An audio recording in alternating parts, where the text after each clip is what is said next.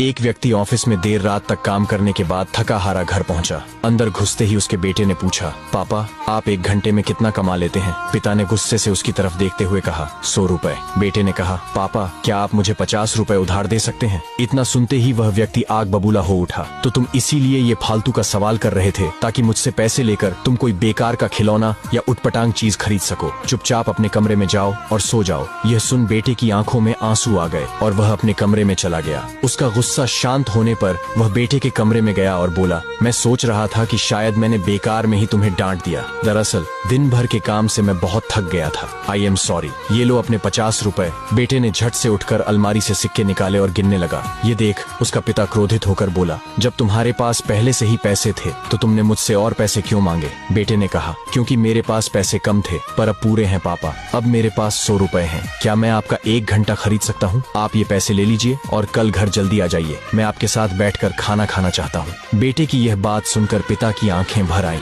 दोस्तों, इस तेज रफ्तार जीवन में हम कई बार खुद को इतना बिजी कर लेते हैं कि उन लोगों के लिए ही समय नहीं निकाल पाते जो हमारे जीवन में सबसे ज्यादा इम्पोर्टेंस रखते हैं। इसलिए हमें ध्यान रखना होगा कि इस आपाधापी में भी हम अपने माँ बाप, जीवन साथी, बच्चों और मित्रों के लिए समय निकालें, वरना एक दिन हमें भी एहसास होगा कि हमने छोटी मोटी चीज पाने के लिए कुछ बहुत बड़ा खो दिया। एक व्यक्ति ऑफिस में